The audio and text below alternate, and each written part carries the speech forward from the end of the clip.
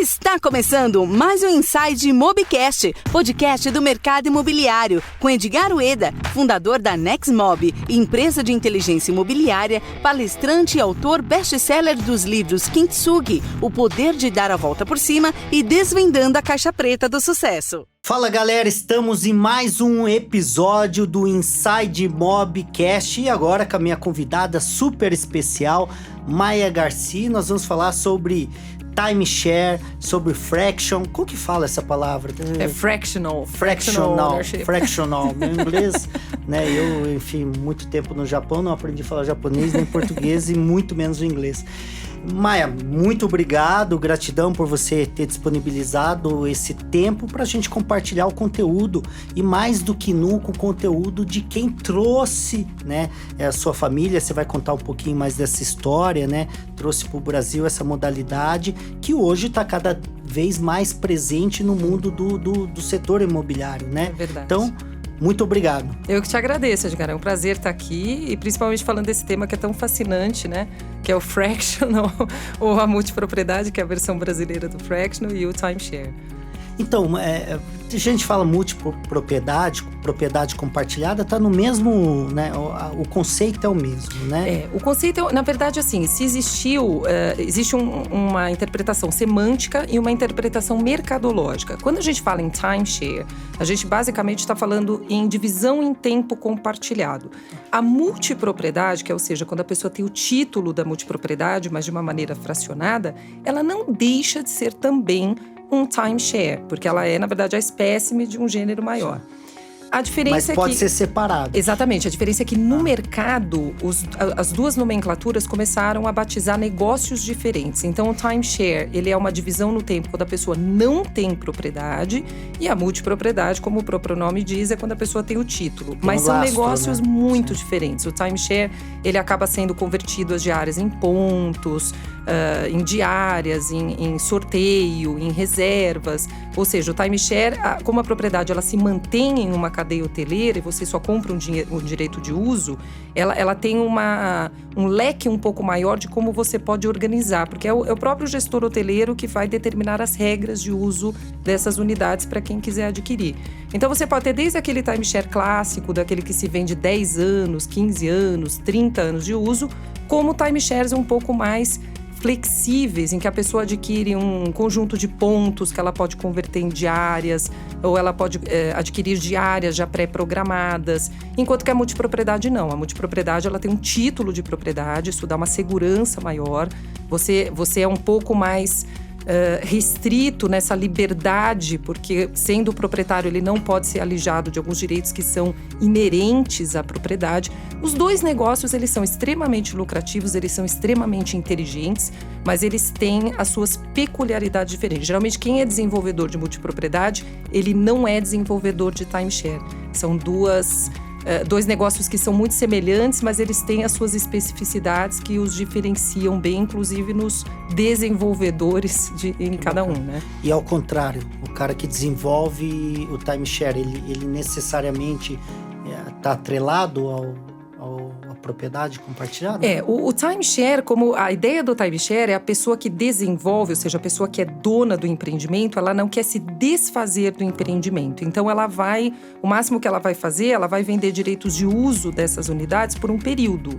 Uma vez finalizado esse período, essa propriedade está voltando para esse empreendedor. Ele nunca sai do negócio. Ele nunca sai do negócio. E aí que está a grande sacada. É diferente do incorporador convencional. Que o cara, ele está vendendo ali. É lógico que vai ter uma boa administradora, uma boa gestora de tempo compartilhado, mas a ideia da multipropriedade é o incorporador desenvolver, vender e sair do negócio. O timeshareista, o desenvolvedor do timeshare, ele é o cara que nunca sai do negócio, porque o empreendimento nunca deixa de ser dele. Ele só está temporariamente permitindo o uso desse empreendimento para esses adquirentes. Então, muito cliente meu chega para mim e fala assim: Maia, o que eu desenvolvo? Eu desenvolvo timeshare ou desenvolvo multipropriedade? E aí eu sempre brinco, isso tudo vai depender de qual que é o papel que você quer ter. Você quer um papel apenas de um incorporador ou você quer ser um gestor deste empreendimento, coordenando esta carteira, gerindo essa carteira até o final? Quando a pessoa tem uma, vamos dizer assim, uma inclinação, um perfil de realmente, não, eu não sou uma pessoa, não sou um gestor de um empreendimento. Eu prefiro realmente incorporar isso aí. Evidentemente, o perfil é muito mais de multipropriedade. Mas quando a pessoa fala, não, o negócio é meu, eu não quero vender, eu quero explorá-lo de uma maneira um pouco mais inteligente através do compartilhamento, aí o perfil, sem dúvida, é de timeshare. Show de bola. E para muitas as pessoas que estão nos ouvindo, onde que surgiu essa modalidade?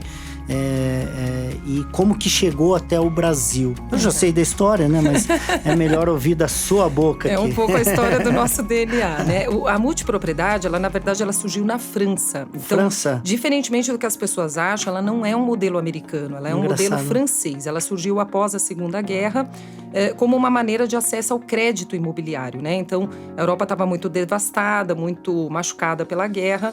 As pessoas não tinham capital livre. E aí é que se surgiu a ideia da multipropriedade como um acesso mais fácil a um imóvel de praia. Era mais barato comprar coletivamente. Coletivamente, exatamente. Então, a ideia inicial foi francesa. Toda a ideia do business, né, do compartilhamento, da ideia da multipropriété, né, como se fala em francês. Mas os americanos pegaram essa ideia e transformaram essa ideia, obviamente, de uma maneira um pouco mais profissional e ampliaram isso em uma escala, obviamente, muito maior. Então, quando a gente acha que o timeshare e a multipropriedade, elas são americanas, é porque foi nos Estados Unidos onde existiu o grande boom desse negócio. Mas a origem, onde né? Deu a publicidade maior, ele exteriorizou para o resto do mundo, as grandes cadeias hoteleiras, né? Que tornaram isso mais conhecido. Mas a ideia, a origem do negócio, ela foi francesa, né? Ela definitivamente ela foi europeia. Mas o grande mercado é americano. O grande mercado é americano. Eu acho que a multipropriedade e o próprio timeshare, eles fazem muito parte da cultura americana, né? Então, assim, a gente chegou num índice muito interessante que no ano de 2000, 6% da população americana tinha pelo menos uma propriedade em multipropriedade e timeshare. Quando a gente fala 6% de um país de 350 milhões de habitantes, a gente está falando de um número aqui bastante expressivo, né? E no Brasil, como que chegou? No Brasil, se chegou através da minha família, né? Que o meu pai, vendo que isso era um negócio muito inteligente, um negócio que tinha uma inteligência de negócio, né? Muito interessante no compartilhamento de imóveis, ele veio introduzir essa ideia na América Latina. E aí ele prospectou o Brasil, prospectou terras no Chile, na Argentina, no Uruguai, e havia sido, né, escolhido a Argentina, mas aí eu resolvi nascer no Brasil. Né, não deu para programar, né? Minha mãe veio grávida para o Brasil, eu resolvi nascer no Brasil, e aí com toda essa questão pessoal, o primeiro empreendimento de multipropriedade da América do Sul acabou sendo no Brasil, especificamente no litoral norte de São Paulo. Esse empreendimento existe até hoje, ele é o mais antigo do Brasil e faz aproximadamente umas 3 a 4 semanas ele foi também nomeado como o empreendimento mais longevo do mundo, né? Longevo no sentido de várias gerações se sobrepondo no mesmo empreendimento ainda existente até hoje. Parabéns, hein? É um recorde. Logo recorde. Entra no Guinness Book. É verdade, daqui a pouco entramos. Voltando, a gente vai dar continuidade, só para não esquecer, não só Estados Unidos, América Central, o México é muito forte, né? Nesse tema também. E as grandes escolas estão praticamente lá. Por que o Brasil ainda não pegou tração nessa modalidade? Existe uma cultura não ainda, como que fala, adaptada ou não aceita?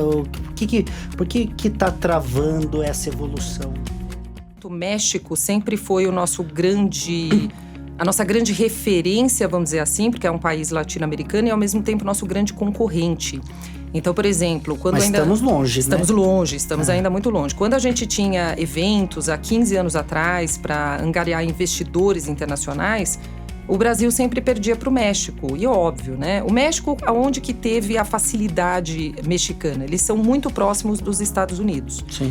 Então, basicamente, o que acontece? Eles tiveram uma facilidade porque o próprio público americano que queria usufruir de férias no México já trazia essa cultura. Então, ele já era um público mais preparado, mais acostumado. O cara que comprava um timeshare ou uma multipropriedade em Cancún, por exemplo, ele já era um americano que acho que é a predominância do timeshare. Exatamente, né? Na Riviera Maya, enfim, essa parte litorânea, ele já era um multiproprietário preparado. Ele já era um multiproprietário que já via isso no país dele, então ele já não tinha dificuldades com os contratos, ele já era, vamos dizer assim, um amaciado, né? Ele já era um consumidor amaciado. Não, à toa, o México teve as leis de multipropriedade, elas foram muito mais antigas do que a nossa, né? Então o México, que não foi bobo nem nada, já fez uma lei, já criou isso no ordenamento jurídico deles, e isso dava uma segurança jurídica na aquisição desses empreendimentos muito maior. Potencial turístico, eu não elejo, eles têm, mas eu não elejo como um diferencial, porque eu acho que o Brasil tem um potencial turístico igual. Eu acho que a gente não perde nesse sentido. Então você acha isso não é um fator Não foi um fator relevante. Eu faço, por exemplo, muita multipropriedade nas Filipinas, e as Filipinas têm um potencial turístico fantástico. É um país que tem 7 mil ilhas. Eu conheço Boracay, que você conhece. Fantástico, né? E as Filipinas tem 7 mil ilhas, tem ilhas até desertas, mas sofre muito com o que o Brasil sofre. Falta de regulamentação legal, dificuldade do juiz entender o que é o negócio, dificuldade do próprio público consumidor entender o que é o negócio. Então, eu acho que o que trouxe o Brasil um pouco para trás, primeiro, foi a demora em a gente ter uma lei. Né? Não que a lei tenha sido um breakthrough no sentido de mudar os empreendimentos que já estavam praticando, mas a lei trouxe uma segurança jurídica mínima, né? Disso existir, de estar previsto no ordenamento, de um judiciário poder entender o que é isso porque já existe uma previsão, do cartório não poder negar um registro porque já existe uma previsão. Então eu acho que a demora em a gente fazer a lei foi sem dúvida uma coisa que foi colocando o Brasil um pouco para trás. E sem lei, sem segurança jurídica, você não atrai o investidor. Então, o investidor, quando ele demora para vir, se ele não se sente seguro para investir, você vai trazendo esse país um pouco para trás. Os primeiros que investiram, como meu pai, por exemplo, foram guerreiros, né? Sim, foram pessoas que acreditaram, desbravadores, mas ousadíssimos, né? Eu brinco, eu não sei se ele era um aventureiro ou se ele era um louco, né? Porque assim, a pessoa colocar Toda pessoa de sucesso tem um grau de loucura então, grande. Eu concordo totalmente com isso. Então, assim, as pessoas realmente que colocavam todo esse dinheiro e não existia lei, e eu fui uma das primeiras pessoas que quebraram jurisprudências aqui no Tribunal de Justiça, isso eu estou falando já de 25 anos de trabalho, você colocar na cabeça de um desembargador, por exemplo, em São Paulo, em qualquer outro estado, que a multipropriedade ela tinha características diferentes de um condomínio tradicional, isso levou um tempo, né? Hoje você tem precedentes aí muito consolidados, mas foi uma luta, né? A gente teve que abrir um pouco no facão esse preconceito. Então a gente colocava na cabeça que por mais que não existisse no ordenamento jurídico, nada impedia que um grupo de pessoas que comprassem uma casa coletivamente pudesse se autorregular, seja através de uma convenção, de um documento particular, mas elas pudessem se autorregular. E a nossa maior dificuldade antes da lei era exatamente mostrar que nós não éramos um condomínio tradicional. Então, quando eu adquiro uma fração juntamente com você, eu não conheço você. Você pode morar em Manaus, eu posso morar em Porto Alegre, eu quero ter aquele imóvel dentro daquele espaço de tempo. E isso não me vincula a você. Então, não adianta o judiciário nos tratar como condôminos, como se nós nos conhecêssemos, como amigos, como irmãos, porque essa não era a característica da multipropriedade. Uma segunda coisa muito interessante é a seguinte: a legislação brasileira ela não gosta muito do condomínio, né? O condomínio, não estou falando do prédio, o condomínio existente dentro da mesma unidade, né? O condomínio ordinário. Ela faz tudo para incentivar esse condomínio a desaparecer, né? A propriedade no Brasil ainda é muito latina, ela é muito um imóvel, uma pessoa. E, ao contrário, a multipropriedade era exatamente o contrário. Se você não tiver essa coexistência de proprietários, você não fala em multipropriedade. Isso é uma característica essencial do negócio. Então, se você não diferenciasse o condomínio da multipropriedade, basicamente você estava falando de dois institutos que, embora tivessem muitas similitudes, eles eram quase que contraditórios, né? A pessoa que adquiria multipropriedade, ela não queria ter relação com o outro. Ela não queria que aquele condomínio se desfizesse. E isso foi uma luta muito grande no judiciário antes da lei, né? Pra gente ir colocando gradualmente isso na cabeça dos juízes e dos desembargadores. Mas, enfim, avançou bastante, mas ainda tem muita coisa para ser avançada. Eu acho isso no modo geral, né? Esse é o nosso Brasil. A lei no Brasil, ela sempre chega atrasada. Eu brinco com todo mundo que eu falo assim, ninguém começou a se divorciar a partir de 1977.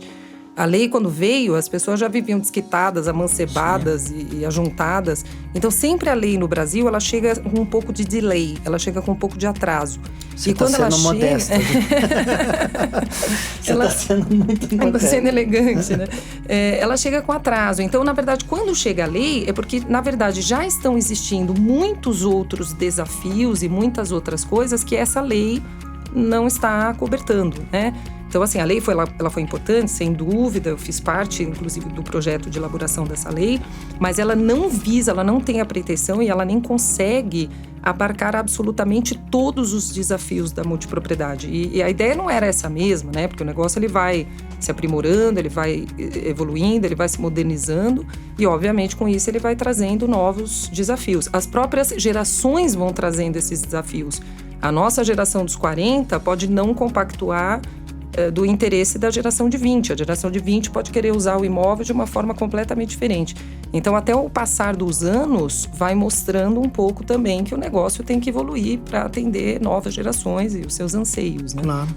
E pegando agora um pouco mais técnico, Maia, qual que são os prós e contras de você empreender nesse setor, comparado a uma incorporação tradicional?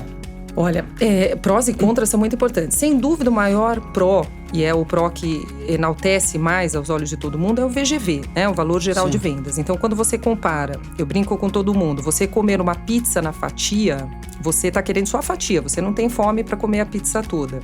Mas se você fizer a conta e calcular o valor daquela fatia de pizza e multiplicar, você está pagando 2 pizzas, na verdade. Sim. Mas isso é ruim? Isso não é ruim. Eu quero só aquela fatia. Então, para mim, por mais que eu esteja pagando um pouco mais caro, aquilo me atendeu dentro daquilo que eu preciso. Mas pro dono da pizza, isso é maravilhoso. Sim. Porque ele tá vendendo uma pizza a preço de 2. É que hoje já tá politicamente correto, mas antigamente o cigarro a granel era a mesma coisa, né? O cara pagava R$2, o máximo custava 40. Então, o que acontece? O maior pró para o incorporador, para quem vai investir nisso, sem dúvida é o VGV. O VGV, ele é exponencialmente maior do que se ele estivesse vendendo a casa para uma unifamília. O grande risco disso qual que é? Às vezes o VGV ele vira um canto da sereia, ele vira um mantra um pouco perigoso. Que o cara só olha para isso. O cara só olha para isso. Então o que acontece? Porque de contrapartida, você tem também um investimento maior no custo da marketing, de comissão. O marketing é uma tudo. Venda mais cara, mais complicado. Não é complicado, mais complexa, complexa. mais desafiadora. Né? Você tem um distrato maior na multipropriedade. Falar em distrato, a gente já volta nisso. Eu estava pesquisando, não sei se é verdade, você vai falar com muito mais propriedade, que praticamente em 24 horas cai quase 50% das vendas. Ainda está nisso? Não chega a ser 24, mas o que acontece? Eram modelos de venda... Porque é uma venda muito impulso, muito emocional, né? Essa venda muito emocional, ela foi uma venda que a gente trouxe do americano, né? O americano que é aquele muito... né? Aquele self-made, aquele cara que tem que colocar ideia, né? Você vê os grandes caras de autoajuda vieram, né? Tim Robbins vieram dos Estados Unidos, que é muito aquele discurso, né? Muito bruto, muito bravo. Essa modalidade de venda ainda existe, sem dúvida, mas ela está sendo exatamente criticada por esse tipo de impulsividade. Ela é muito agressiva, ela é muito ali de fazer a coisa na hora, ela é muito de aproveitar que o cara não tá pensando, tudo tal. Legal, ela pode funcionar, mas hoje ela já está sendo substituída por modelos mais interessantes, por modelos mais modernos de venda, como, por exemplo, parcerias com corretoras de imóveis locais. Os corretores tradicionais, venda tradicional. Venda tradicional. Não existe porque um corretor, uma imobiliária, também não vender multipropriedade. Sim. Por que não, né? Você vê uma RE/MAX da vida. Uma RE/MAX tem uma penetração muito boa no mercado. Por que não essas corretoras contribuírem? As vendas online, gente, hoje você tem internet que está aí, você pode ao mesmo tempo estar falando com uma pessoa de Manaus e com uma pessoa de Belo Horizonte. E você pode fazer essa venda online. Precisa ser mais aquela venda, pega o cara, coloca levar numa sala de venda, no restaurante. O cara quer sair, a esposa já quer almoçar, e aí o cara fica na pressão. Então, por exemplo, hoje as vendas online, elas têm tido um retorno muito interessante, né? Porque o cara tá falando, ele pode estar falando com você, tá tirando todas as suas dúvidas, você tá no conforto do seu lar, do seu escritório, e você não precisa estar submetido a essa… Muito on demand, né? É muito totalmente on demand. Então, assim, essa taxa de distrato, ela não chega nesse nível. Eu acho que isso é uma venda muito mal feita. Mas, sem dúvida, ela tem uma taxa maior do que uma incorporação comum, uma pessoa que está comprando uma primeira residência. Também se justifica por uma outra coisa. A pessoa já estaria comprando uma segunda residência, né? É muito diferente do raciocínio da pessoa que compra a primeira. Então, se estiver comprando um apartamento, um casal que estiver casando, estiver comprando um apartamento, ele só vai desistir se efetivamente tiver um revertério muito grande na vida dele, se a capacidade contributiva dele alterar, um desemprego, alguma coisa. Já é diferente uma propriedade de férias. Então, já é natural a propriedade de férias, né, a segunda residência, ela ter um distrato maior do que a primeira. Claro, isso não tem a menor dúvida. Mas, sem dúvida, esse tipo de venda muito agressiva, que já está ficando um pouco demodê.